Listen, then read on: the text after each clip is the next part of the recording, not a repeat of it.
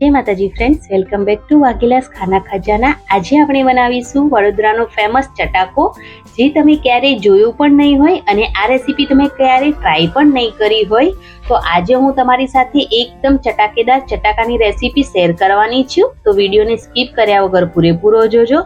અને તમને વિડીયો પસંદ આવે ફ્રેન્ડ્સ તો પ્લીઝ ચેનલને જરૂરથી સબસ્ક્રાઈબ કરજો, લાઈક કોમેન્ટ શેર જરૂરથી કરજો. તો ચાલો ટેસ્ટી રેસીપીની શરૂઆત કરી લઈએ. તો સૌથી પહેલા મેં અહીંયા 250 ગ્રામ જેરા પત્તરવેલીના પાન અથવા તો તમે અડવીના પાન પણ કહી શકો છો, તેને એકદમ સારી રીતે ધોઈ સાફ કરી અને તેની જે નસનો ભાગ છે તેને કટ કરી લીધો છે.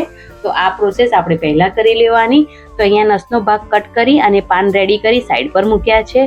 હવે બેટર બનાવવા માટે મેં અહીંયા દોઢ વાટકી જેટલું ઝીણું બેસનને ચાળીને લીધું છે. તેની અંદર એડ કરીશું અડધી ચમચી હળદર પાવડર, અડધી ચમચી સફેદ તલ, તેની સાથે અડધી ચમચી અજમાને હાથેથી ક્રશ કરીને એડ કરીશું, જેથી ગેસ થતો હોય તો ગેસ ના થાય. એટલે અડધી ચમચી જેટલું ધાણા જીરું પાવડર એડ કરવાનો છે. થોડું તીખું લાલ મરચું એડ કર્યું છે, અડધી ચમચી જેટલું. મીઠું અહીંયા આપણે સ્વાદ પ્રમાણે બેટર પૂરતું એડ કરવાનું છે. આદુ લસણ લીલા મરચાંની પેસ્ટ એડ કરી છે ખાંડીમાં ખાંડીને. તેની સાથે 3 થી 4 ચમચી જેટલો ગોળનો પાવડર એડ કર્યો છે. તમે તેની જગ્યા પર ગોળને કટ કરીને લઈ શકો છો અથવા દરેલી ખાંડનો ઉપયોગ પણ કરી શકો છો. 2 ચમચી જેટલો આંબલીનો પલ્પ એડ કર્યો છે અને તેને મિક્સ કરી થોડું પાણી એડ કરી એકદમ સરસ એવું મીડિયમ થિકનેસ વાળું બેટર બનાવીને રેડી કરી લેવાનું છે. તો જેમ જરૂર લાગે તેમ પાણી એડ કરી અને બેટર બનાવીને રેડી કરવાનું છે. એકદમ પહેલા વધારે પડતું પાણીનો ઉપયોગ નહીં કરવાનો, જેમ જરૂર લાગે તેમ થોડું પાણી એડ કરવાનું છે. અહીંયા મેં વરિયાળી નાખવાનું ભૂલી ગઈ છું, તો અત્યારે મેં 1 ચમચી જેટલી વરિયાળી એડ કરી દીધી છે અને તેને પણ એકદમ સારી રીતે મિક્સ કરી લીધી છે. તમે જ્યારે મસાલા એડ કરો ત્યારે જ વરિયાળી એડ કરી દેજો. અને આ રીતનું બેટર બનાવીને રેડી કરી લેવાનું છે. બેટર રેડી છે તેને આપણે સાઈડ પર મૂકી દઈશું. અને હવે જે અળવીના પાન આપણે સાફ કરી નસનો ભાગ કટ કરીને રાખ્યા હતા તેને લઈશું અને તેને એકદમ સારી રીતે જે ભાગે નસ કાઢી હોય તે ભાગે તેને આ રીતે પાથરી દેવાનું છે. અને તેની ઉપર જે આપણે બેટર બનાવીને રેડી કર્યું છે તેને એકદમ સારા પ્રમાણમાં એવું લગાવીને રેડી કરી લેવાનું છે. તો અહીંયા 2 થી 3 પાન પર એકદમ સારી રીતે આપણે બેટર લગાવી લઈશું. જે પ્રમાણે આપણે બીડા વાળવાના છે, તમે થોડી મોટી થિકનેસ વાળા બીડા વાળવા માંગતા હોય તો તમે 5 થી 6 પાનનો ઉપયોગ પણ કરી શકો છો. તો આ રીતે એક ઉપર એક પાન લગાવી અને તેની પર પણ એકદમ સરસ ક્વોન્ટિટીમાં આપણે જે બેટર બનાવ્યું છે તેને લગાવી લેવાનું છે.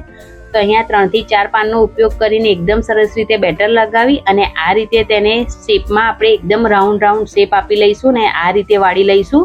જેમ જરૂર લાગે એમ ઉપરથી પણ થોડું બેટર લગાવી લઈશું અને આ જ રીતના આપણે પત્તરવેલીના પાનના બીડા બનાવીને રેડી કરી લઈશું. ઉપર પણ થોડું બેટર લગાવી લઈશું. હવે સ્ટીમરમાં તેને સ્ટીમ થવા માટે મૂકી દઈશું. હાઈ ટુ મીડિયમ ગેસ પર તેને 20 થી 25 મિનિટ માટે આપણે સ્ટીમ કરવા માટે મૂકી દઈશું.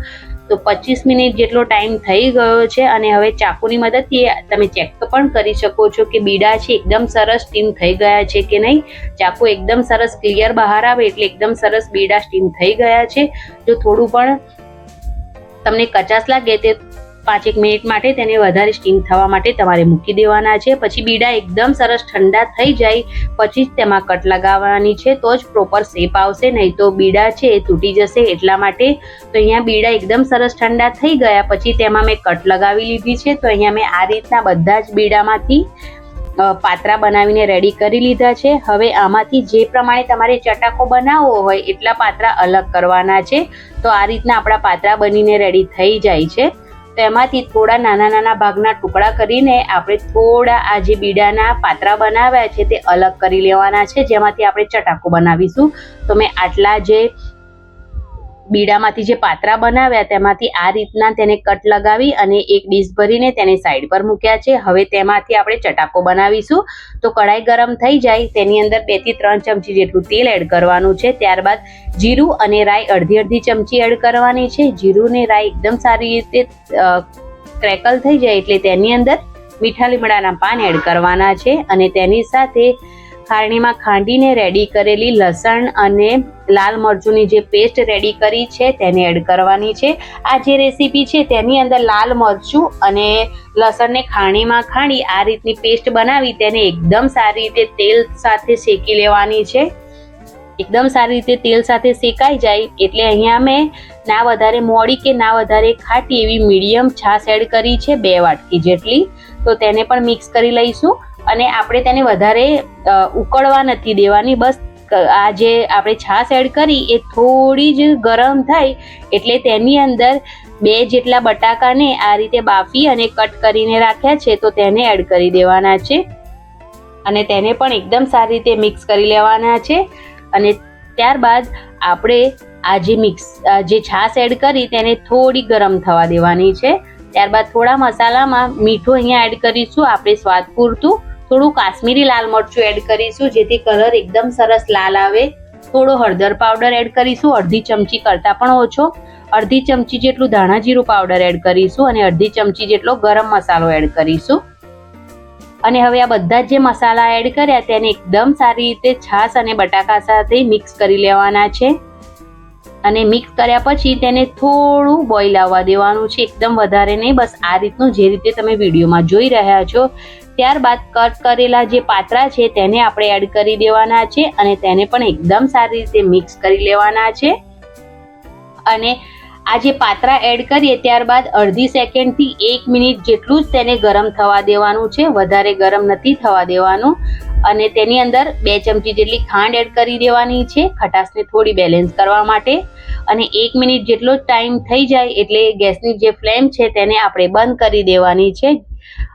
અહીંયા તમે જોઈ શકો છો કે 1 મિનિટ જેટલો ટાઈમ થઈ ગયો છે. તો હવે આપણે ગેસની જે ફ્લેમ છે તેને બંધ કરી દીધા પછી તેની અંદર એડ કરી દઈશું ધાણા, જેથી ખૂબ સરસ એવો ટેસ્ટ આવે ધાણાનો. અને હવે સર્વ કરવા માટે રેડી છે વડોદરાનો ફેમસ ચટાકેદાર ચટાકો. આ જે ટેસ્ટ છે તેમાં તમને થોડો તીખો ટેસ્ટ, થોડો ગળ્યો ટેસ્ટ ને થોડો કાટો ટેસ્ટ એ રીતનો ત્રણેય ટેસ્ટ આવી જશે અને એકદમ ચટાકેદાર આ ચટાકો લાગશે. તમે ક્યારેય નહીં ટ્રાય કર્યો હોય ફ્રેન્ડ્સ તો આ રેસીપી તમે જરૂરથી ટ્રાય કરજો. ટ્રાય કરો એટલે તમારા અનુભવો કોમેન્ટ બોક્સમાં જરૂરથી જણાવજો.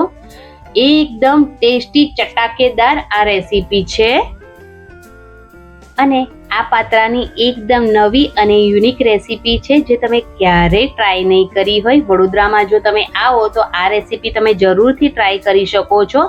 અને તમે કોમેન્ટ બોક્સમાં કહી પણ શકો છો કે તમને આગળ કઈ રેસીપી જોઈએ છે.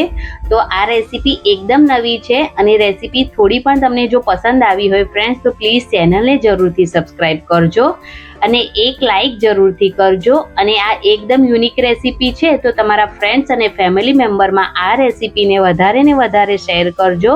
તો મળીએ એક નવી રેસીપી સાથે. Thanks for watching. Bye bye. Take care.